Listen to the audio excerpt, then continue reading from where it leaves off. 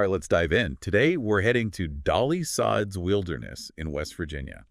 Oh, interesting. Yeah, and it's supposed to be like super wild and rugged. Hmm. It actually feels more like Canada, says our sources at least. Oh, yeah. Yeah, we've got Wikipedia, a travel blog, and some official U.S. Forest Service info. Okay, good mix. Yeah, and get this.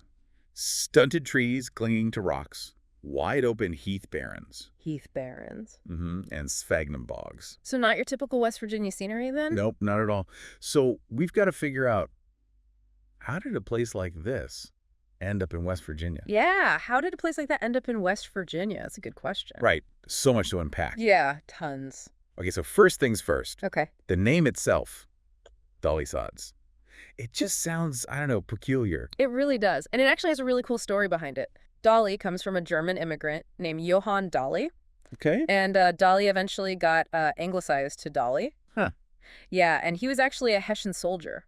Whoa, wait, back up. Hessian soldier, Yeah. like fighting for the British. That's right. Fought in the Revolutionary War, was captured at Yorktown. No way, what a story. Right. And then he ends up as a shepherd in West Virginia. So from fighting for the British to like living in the wilds of West Virginia, that's quite a change of scenery. Please say that again. And he grazed his livestock in these high-altitude meadows called sods.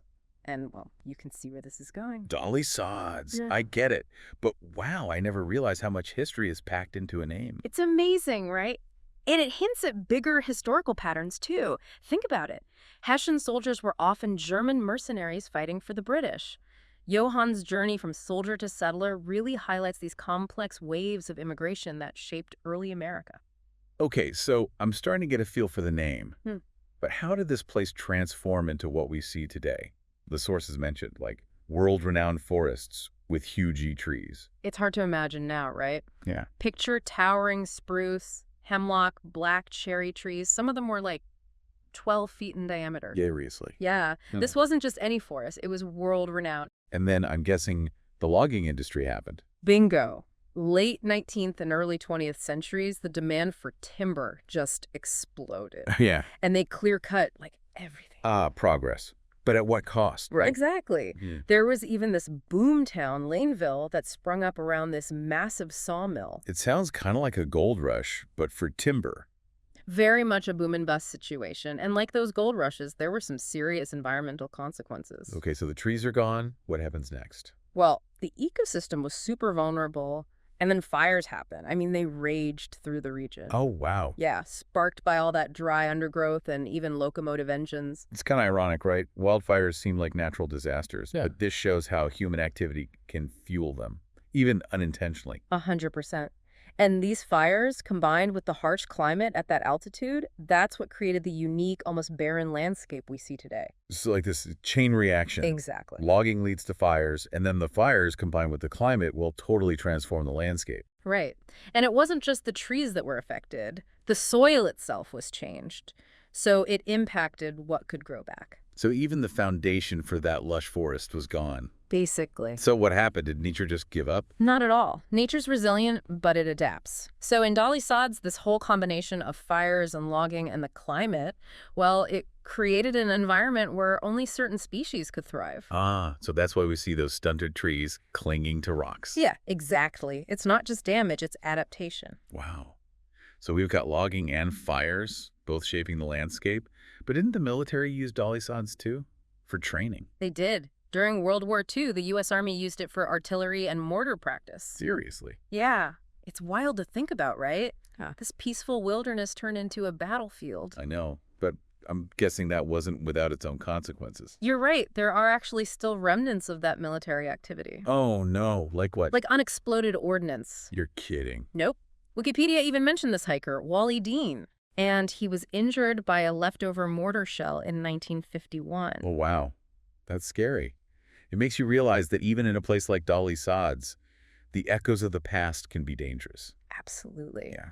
So it's definitely a place that demands respect and caution. Yeah, it really puts things into perspective. So even with these dangers, Dolly Sods is still super popular with hikers, right? It is, and that's what's so interesting about it. Despite its past, it's a place of incredible beauty and resilience. So it's not just about the scars, but about how nature perseveres. Exactly. And we'll get into what makes it so captivating in just a bit. Okay, I'm ready for more. Let's take a quick break, Sounds good. and then we'll come back to explore why Dolly Sods is such a unique and captivating destination. I'm looking forward to it.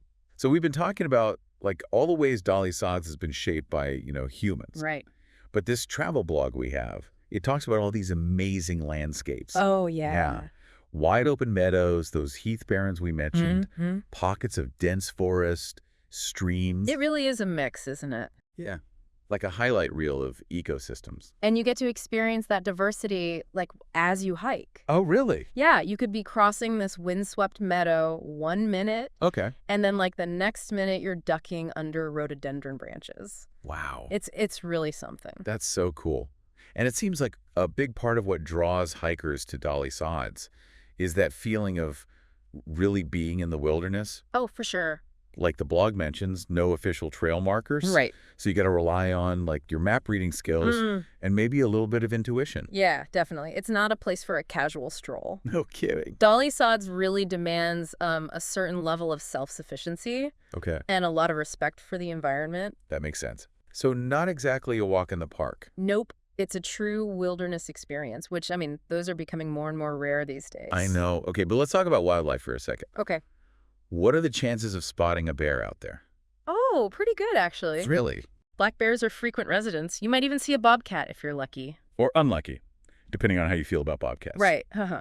But there's a ton more than just the big mammals. Oh, I bet. Like what? Well, they have the Cheat Mountain salamander. What's that? It's this really cool salamander, Okay. and it's actually threatened.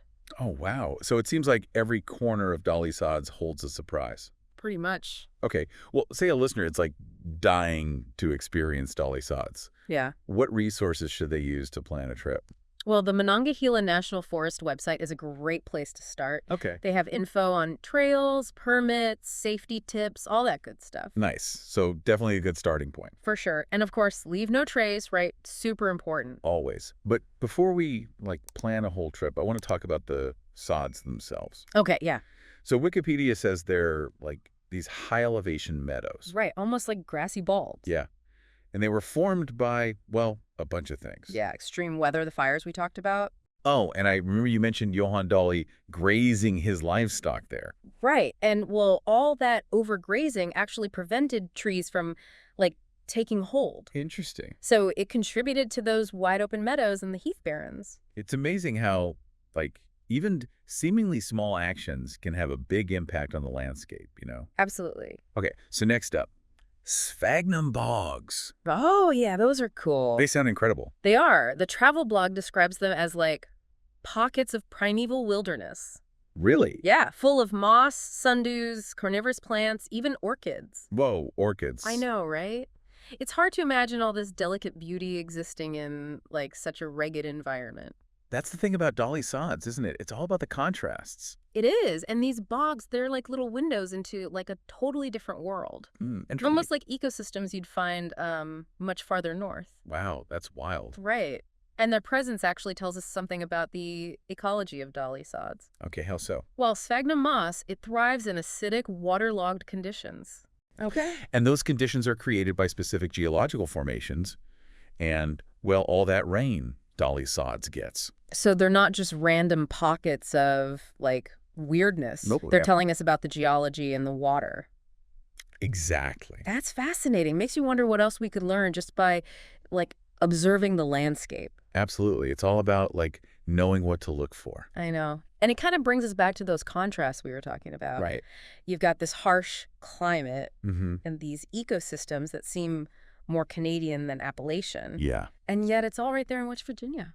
It's amazing. It is. Yeah. And then you've got the scars of human impact, right? Yeah. The logging, the fires, the military stuff. Mm-hmm. But then nature's just so resilient. It is. It's like this living testament to the idea that even with all that, life finds a way. I love that. And it's not just about the environment either, right? No, you're right. There's also the contrast between the solitude and challenge of a wilderness experience. And, well, the undeniable beauty and recreational appeal of Dolly Sods. Yeah. It seems to attract people who are, like, looking for something more. Right. Like more than just a pretty view. Exactly. It makes you realize that wilderness isn't just about pristine landscapes. It's about Like the rawness, the imperfections, the stories that are etched into the land. And there are so many stories in Dolly Sods. I know. Starting with the name. Right. A Hessian soldier turned shepherd. And then you've got remnants of logging railroads. And then, of course, the story of Wally Dean and the mortar shell. It really makes you think, doesn't it? Yeah. Even in a place that feels so untouched, human history is always present. That's true. So, knowing its history, knowing how fragile its ecosystem is, Yeah. how do we appreciate Dolly Sods and, like, preserve it for the future? That's the million-dollar question, right? It's all about balance. Oh, okay. Experiencing the wonder of it, but also making sure we're protecting it. That makes sense. And luckily, we have organizations like the Forest Service and the Nature Conservancy. Oh, right. They're actually working to conserve this special place. That's good to hear. Yeah, they do things like managing recreation, restoring damaged areas, and educating visitors about responsible use. So it sounds like they're really taking steps to protect it. They are. And of course, we can all do our part too, right? Yeah, like following Leave No Trace. Exactly. Staying on designated trails, respecting the wilderness. Right. Treating it like the special place it is. Exactly. It's kind of wild. We started out talking about Dolly Sods. Yeah. And I thought it was just going to be about, a cool wilderness area. Right. But it's turned into something, I don't know, bigger. It really has. Like we've uncovered all this history, Hessian soldiers, logging, the military, and like how all of that's intertwined with the environment. It makes you think, doesn't it? It really does. It makes you think about, well, our impact, Our impact for sure. intentionally or not. Absolutely. I mean, Dolly Sods feels so wild and remote. Right. But we're not just visitors passing through. Yeah. We're part of this long, complex story. And our actions have consequences. They do. Even small ones. It's a heavy thought. It is. But it's also empowering, How so? Well, because it means we can make a difference. That's true. We be more aware of our choices, and we can, fight for places like Dolly Sods. Exactly. And it starts with understanding. The more we learn about a place, the more we can appreciate it. And protect it. Right. So let's say someone's listening to this, and they're Okay. thinking, okay, Dolly Sods sounds cool, but what can I actually do? Well, if you're planning a visit, start with research. Okay. Familiarize yourself with items. Leave no trace. Stick to the trails. Be prepared, It's a wilderness experience. And even if you can't visit in person, Right. there's still ways to help, right? Of course. You can donate to organizations like the Nature Conservancy Oh. or volunteer. Oh, like for trail maintenance. Exactly. Or educational programs. Cool. And, I mean, spreading awareness is huge, too. Absolutely. Tell your friends and family. Yeah. Share what you've learned. That's what we're all about here on the Deep Dive. I love it. Okay, but before we wrap up, Yeah. I want to talk about something else. Okay. We've talked a lot about the physical stuff, right? Right. Like the landscape. Mm-hmm. But what about, the feelings Dolly Sods evokes? Oh, for sure. The awe, the wonder. The connection. Yeah. I mean, the travel blog said it nourishes the soul. And I totally get that. There's a certain magic there. I know. It's hard to explain. It is. But it's like the wind in the meadows, the smell of pine, the sound of the streams. It just makes you slow down. Yeah. Reconnect. Exactly. And those experiences, yeah, they stay with you. they do. They change how you see things. Absolutely. And in a world that's so fast-paced, Right. so disconnected from nature, Yeah. places like Dolly Sods, they're just so important. I agree. They're like a refuge, a reminder that there's still beauty and wonder out there. And that's worth protecting. I love that. Yeah. So for anyone listening, if you're feeling adventurous or curious, or maybe just need a little soul nourishment, I like that. check out Dolly Sods. For sure. It'll be an experience you won't forget. Definitely. And like we always say on the deep dive, Yeah. keep exploring, keep learning. Keep asking questions. The world is full of fascinating places. It really is. All right. Well, on that note, it's time to wrap up this deep dive. Oh. Thank you so much for joining me. The pleasure was all mine. And to our listeners, thanks for being here. Happy trails, everyone.